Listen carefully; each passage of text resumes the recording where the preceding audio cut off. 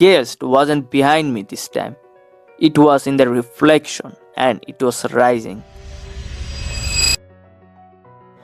My new apartment has one rule: cover every mirror by midnight. By the idiot boss.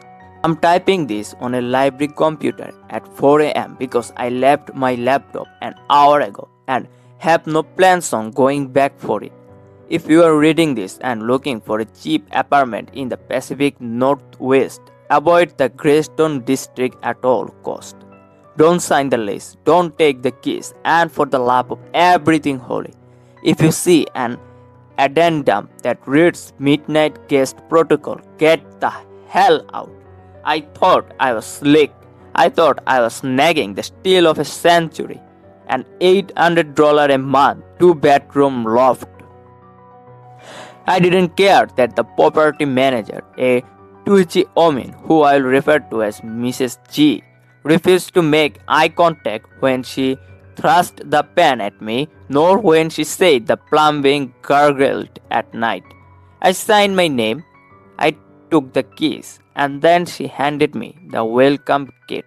It wasn't fruit, it was toolbox containing 3 rolls of industrial gaffer tape, a pile of thick blackout curtains, and a single sheet of paper with bold, capitalized bizarre instructions.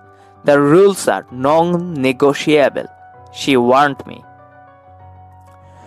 Eviction is the least of your worries if you disobey them. I laughed in her face. I'm not laughing now. I am a junior architect, which is a fancy way of saying I work insane hours for poverty wages. I need to be within walking distance of the firm, and these slopes seem perfect. The floor-to-ceiling windows, exposed brick, and industrial check looked like the interior of a high-end design magazine. During the showing, all the windows were covered with the thickest drapes I had ever seen, and even in the bathroom mirror, a giant antique bottle to the wall was shrouded in black sheet. Mrs. G explained it away as the previous tenant being a light-sensitive hypochondriac. But when it came to signing the lease, she flipped to page 14. Clause 7, she whispered, the Midnight Guest Protocol. It read as follows: Tenant agrees that between 2:14 am and 4:44 am, all reflective surfaces in the unit must be covered. This includes, but is not limited to, mirrors, windows, televisions, and unpolished metallic surfaces. Failure to comply shall be construed as an invitation. Management is not liable for any physical or psychological distress incurred due to an invitation. I asked her if this was a joke, if the building was haunted. Mrs. G did not laugh. She just tapped the paper with a chipped nail. This is term of occupancy. Reduced rent accounts for the inconvenience. Do you want the apartment or not? I was broke and desperate. I signed the lease. I assumed I would play along with that stupid superstition for a few months, save some money, and get the hell out. I don't believe in ghosts. I believe in contract law and cheap rent.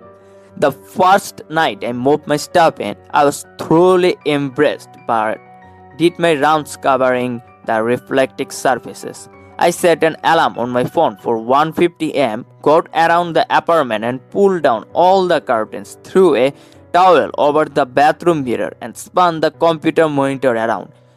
It felt like a toddler playing hide and seek.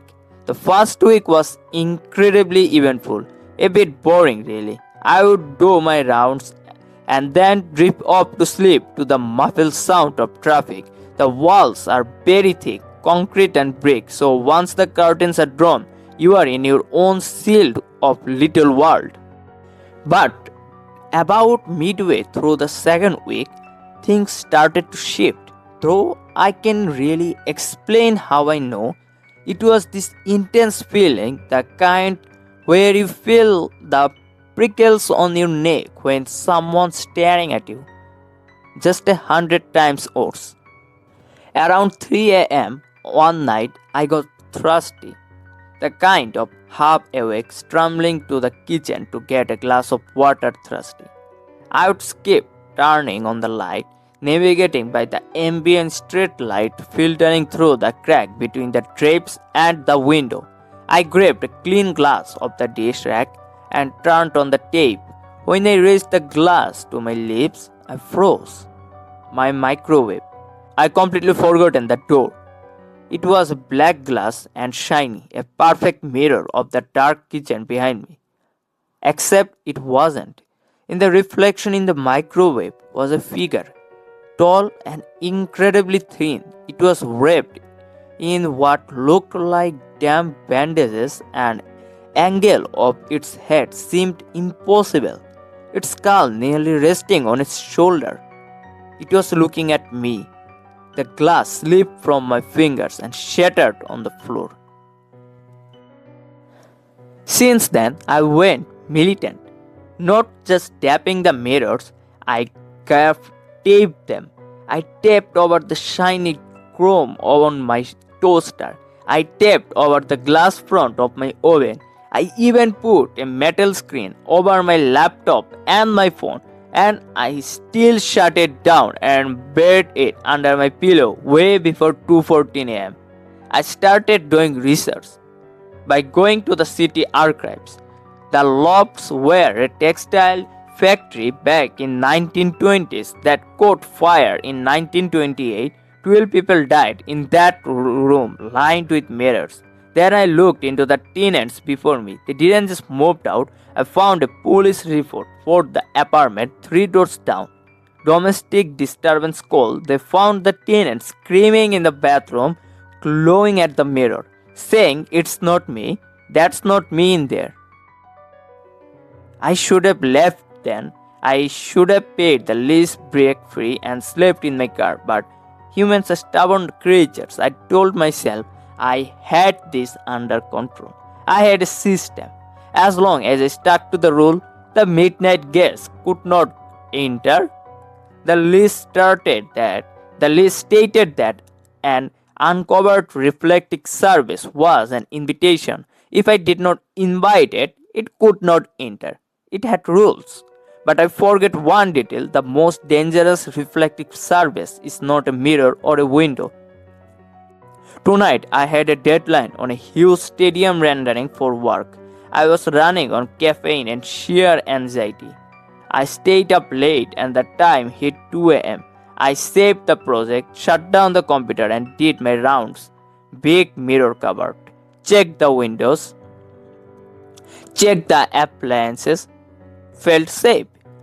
I went into the bathroom to brush my teeth, leaving the hall light off and a dim night light on so that the chrome of the faucet would not unexpectedly flash and startle me into catching my reflection. I spat into the sink, watching the water swirl down the drain. But when the water stopped draining, the water gathered in the white, proclean bowl of the sink. It rose, dark and still, and there it was, a perfectly circular reflected surface. I stared down at it. I couldn't tear my eyes away. I saw my own face in the reflection of the still water, but the reflection was wrong. My reflection was not looking down into the sink, it was looking straight ahead at me and smiling. It wasn't a human smile, it stretched way too far. The eyes in the reflection were entirely black, not the normal black with a white dot or a purple. Just an abyss where an eye should be. I tried to step away. I tried to scream, but I was frozen. The guest wasn't behind me this time. It was in the reflection and it was rising. The water in the sink began to ripple, not from the drain but from the center as though something were pushing up from below. My reflection's hand began to immerse, not down into the sink, but up out of the water. Icy cold fingers gripped my throat. They felt solid like iron. They felt so cold against my skin. I could feel the chill. I crawled backward, crab like, out of the bathroom and slammed the door shut. I didn't stop, grabbing my wallet and bolted on the apartment door, leaving it wide open behind me. I ran down 6 flights of stairs because I couldn't bear the idea of stepping into the mirrored elevator. Out on the stair, it was pouring with rain. I stood on the sidewalk, my clothes soaked through the bone, and it was then I realized what I had really done wrong. I looked down at a puddle on the sidewalk, no reflection. I looked in a shop window, nothing. Checked the side view mirror of a parked car, empty. I don't cast a reflection anymore. Well, not one that I can see anyway, but in the corner of my eye, I see something. The midnight guest, walking where I'm walking, a split second behind, getting closer to the surface with each moment. Whatever it was that crawled out of the sink, I didn't think it was just me. And the thing that's telling me, I think it's just waiting for me to stare at a mirror long enough so it can fully immerse. So I'm warning you, if you want to rent a loft in Greystone, don't sign if you see that close. And if you're reading this on your phone right now, don't keep staring when the screen goes black.